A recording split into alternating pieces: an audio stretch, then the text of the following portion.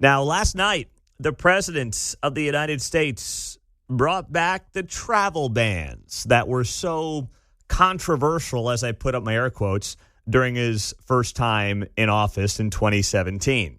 So he put the Muslim travel bans that he did, right? Remember? Yeah, that's right.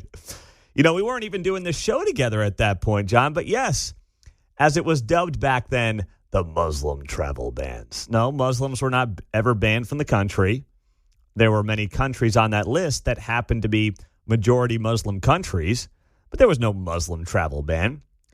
Even when this was announced last night, the media freak out over this was not nearly what it was 8.5 years ago now. It's almost like they are kind of maybe somewhat learning their lesson.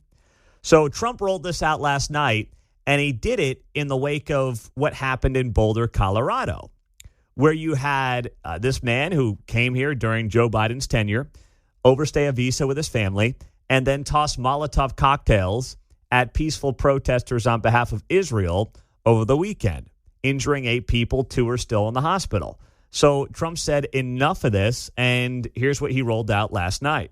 Very simply, we cannot have open migration from any country where we cannot safely and reliably vet and screen those who seek to enter the United States. That is why today I am signing a new executive order placing travel restrictions on countries including Yemen, Somalia, Haiti, Libya, and numerous others. The strength of the restrictions we're applying depends on the severity of the threat posed. The list is subject to revision based on whether material improvements are made, and likewise new countries can be added as threats emerge around the world. But we will not allow people to enter our country who wish to do us harm, and nothing will stop us from keeping America safe. Thank you very much. This is what I voted for. I don't know about you, but this is in part what I voted for. You know, if Joe Biden didn't spend 4 years basically rolling with an open borders policy, this may not have been necessary. But as we sit here this morning, and this administration is still trying to get a handle on the 15, 20 million people that got allowed into the country over the last 4 years, who they are, some of them overstaying visas, some of them tossing Molotov cocktails at American citizens who are peacefully protesting on behalf of Israel. Something has to be done to at least slow down what has been taking place when it comes to our country over the last 4 years. And, of course, Trump's decision is met with, this is un-American. And I'm thinking, no, it's very American. It is America's interest. And there are only 12 countries on the list. Let's also be clear about that, right? Like, there are 195 countries in the world. So that means if you're from one of the other 183 countries, you're good. Okay? You're good. Afghanistan on the list. Chad's on the list. Congo. Haiti, Iran, Libya, Somalia, Sudan, Yemen, all on the list. That means we got 180 plus countries that are not under a travel ban to the United States. All right. And those 183 countries include Muslim countries, include some countries that, frankly, are not filled with the best actors in the world right now. China, Russia. But commies? Yes. Commies on the list? Commies are on the list. So this feels like a very specific and targeted list. There's not something that all of these 12 countries happen to have in common other than we don't trust their governments, right? That's what it's really about more than anything else. We don't trust their governments to do the proper vetting on their end. Therefore, we're pumping the brakes on them. That's it. How does the Associated Press cover this? They write here, President Trump on Wednesday resurrected a hallmark policy of his first term. The only time they'll use that word, by the way, right? Resurrected. Yeah, they're not big fans of the word resurrection, except for when it comes to Trump reenacting travel bans. Absolutely. The ban takes effect Monday at 12:01 a.m., a cushion that may avoid the chaos that unfolded at airports nationwide. The chaos that unfolded at airports nationwide when a similar measure took effect with virtually no notice back in 2017. I remember that so well. I'm sure you do too. When Trump enacted his travel ban the first time around.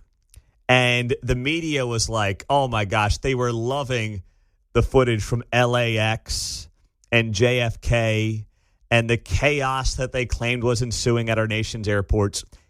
It's a different world right now.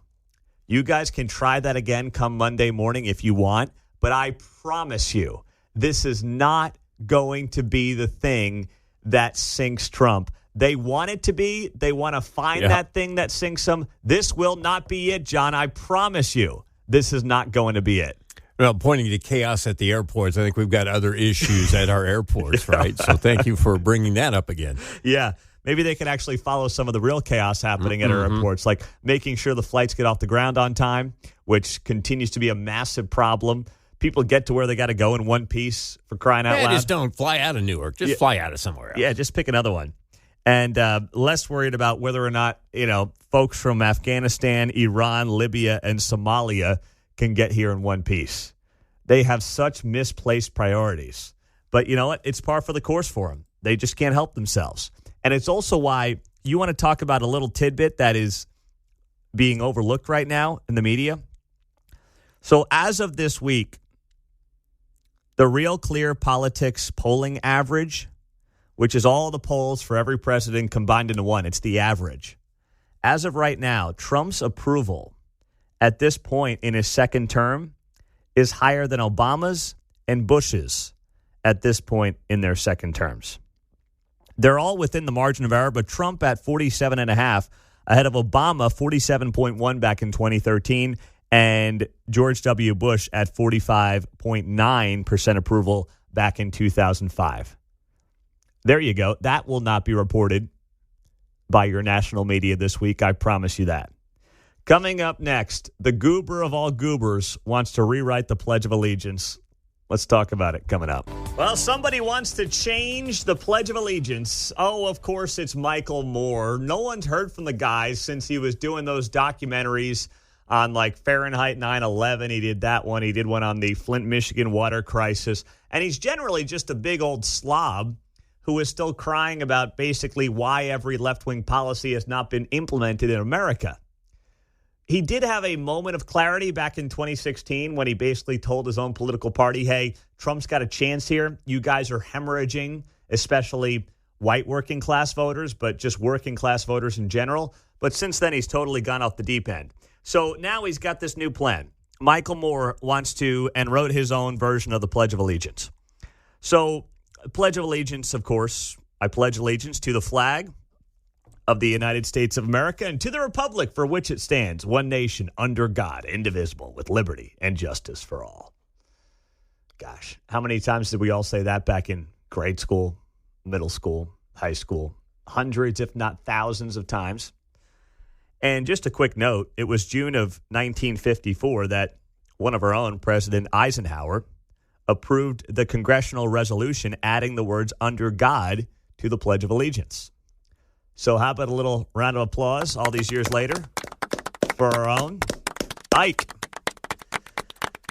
The Knights of Columbus and other groups, as well as Eisenhower himself, had lobbied for that change to the Pledge of Allegiance. So nice job there by President Eisenhower. So here we go. This is Michael Moore, who took it upon himself to rewrite the Pledge of Allegiance in a manner consistent with the left's agenda. Here it is. Ready? Drum roll. I pledge allegiance to the people of the United States of America and to the democracy for which we all stand, one person, one vote, one nation, part of one world. Everyone! Exclamation point. A seat at the table. Everyone! A slice of the pie. Of course, Michael Moore's talking about pie and the Pledge of Allegiance. With liberty and justice, equality and kindness, and the pursuit of happiness for all. Of course, no reference to God there from Michael Moore, but he did reference pie. Shows you a lot about his priorities there. Well, and some home furnishings, of course. The ever-popular seat at a table. Yeah, yes, you're right. The seat, they love the seat at the table. Yes. Yep. Oh, my gosh. It's like I said, you don't want a seat at the table. You want to own the table. You want to not be at the meeting because you're busy with other things. And you want to show up to the table while bringing nothing to the table. That's the other part that's important as well. I guess he needed a place for the pie, right? Yeah. Oh, man. This is just, I saw this go viral yesterday afternoon. Michael Moore rewriting the Pledge of Allegiance. And I'm like, first off, I'm the one thing I'll give him credit for, any Democrat who is like one person, one vote, okay. I mean, I'll give you that. That was mighty generous of him, yes, it was. Not exactly in the playbook typically for them, but I'll give him that much. That's pretty good. And that's where it ends. That's where it ends. But a lot of people also looked at that one person, one vote deal as a way to push for replacing the Electoral College, which, of course, they don't like. We're not technically a democracy, right? We are a republic. So Michael Moore doesn't like that. Michael Moore would prefer that we just treat this country as, rather than 50 states, just have one big nation, one person, one vote, and let popular votes win. Because then they can pull off all their shenanigans in places like Chicago and L.A. and Seattle and, New York and, the rest of us be damned. Who cares about Kansas City? Who cares about Middle America? They'll do all their tricks in their big cities, and you know what? They'll get exactly what they want most of the time. Or we'll replace all the school zone signs with Sharia law zone signs here, right? Yeah, that could work Simple out as vote. well. Yeah, sure. Jonathan Turley, political commentator, summed up Moore's hypocritical silliness this way. He said, the call for unity is particularly curious from a person who has labeled Republicans as racist and consistently engaged in rage rhetoric. Among his prior unifying, quote, slice of the pie declarations was that white people are not good people and are inherently dangerous. The Moore Pledge has all the elements that would unify any gathering on Rodeo Drive. It replaces nationalism with globalism and introduces a pastry-based patriotism. That is well said from Jonathan Turley. So, Michael Moore, I don't think you're getting your way on the pledge, but I guess it's like anyone else. He's just trying to stay relevant. And when you haven't been for the better part of 2 decades now, trying to get some attention for rewriting the Pledge of Allegiance may be one way to do it. You remember when Stephen in Johnson County said he was, too fat to hide and too slow to run? Yes. That's Michael Moore. He can't move out of the country. He's not going anywhere, so he might as well do this. Yeah, right? Yes. He doesn't want to join Rosie in Ireland, so he's got to figure out a way to stay relevant here in the States. It's too inconvenient to move. Yeah. They don't feed him well enough over there in Ireland. Can only eat so many potatoes and, nonsense before he says. Checked out the dietary needs and said, I'm good here. I'll stay here in the States. That's well done there, John. We haven't heard from our buddy Stephen in Johnson County in months. He's called a couple times, but he's been busy and had to jump off. But I'm glad he's still around. I'm glad he's doing well. We're still looking, though, for Larry in Prairie Village, Don in Blue Springs. They are just MIA. Where are you, boys? It's been a long time. 640, good morning. Glad you're here on KCMO Talk Radio, 95.7 FM. We are always streaming on the KCMO Talk Radio app. Pete, how about this? This is on the text line, 913-408-7957. How about one person, two genders? Oh, I see what you did there. Like that? We could add that. We could add that to the old pledge. In the spirit of Dwight Eisenhower's move of adding some words, let's do that. Yeah. Also on the text line, I would suggest one legal citizen, one vote. Ooh, that's good. Mm-hmm. That's good. You guys are rewriting the pledge very well. Should we drop a draft and send it back to him? He'd love that, wouldn't he?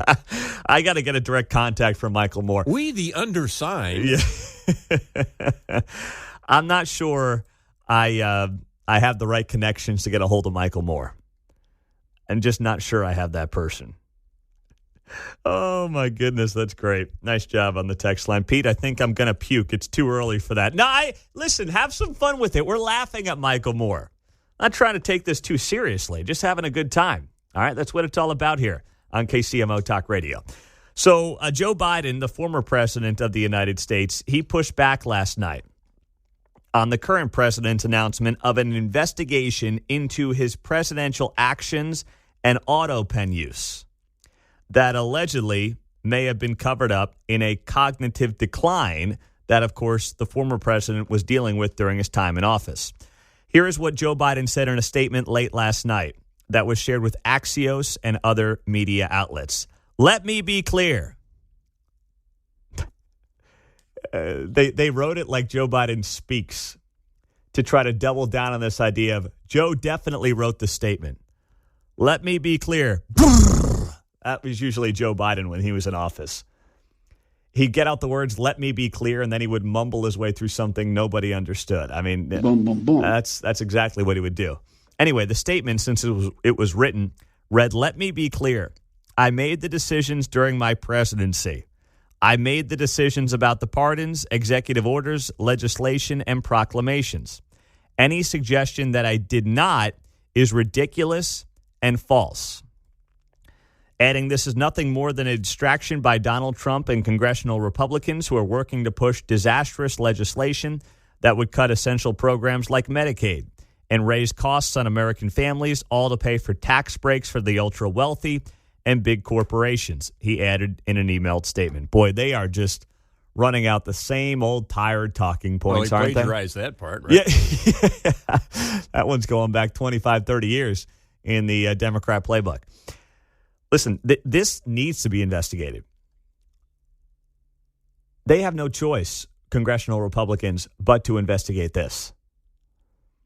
This is potentially Watergate on steroids if the man who the American people elected to the White House, and even that may be iffy, but let's just roll with that for now. The man that the American people elected to the White House may have been comatose for at least half of his 4-year term. And he may not have had any idea what was going on in the White House.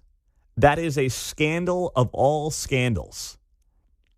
And for Biden to poo-poo this thing and say, boy, these guys are just trying to cover up their agenda. Well, no, they're not. They're actually very much bragging about their big, beautiful bill. And even I have problems with that big, beautiful bill because I don't know how beautiful it is. I know it's big. I don't know how beautiful it is. But they're not shying away from that. They're also not shying away from this potential investigation into who was actually running the White House when Joe Biden was the president of the United States. Both of those things are true at the same time. And that's what's going on right now. And there's nothing wrong with that. They should be doing this, by the way. And Biden's statement, frankly, I don't think helped his cause at all late last night.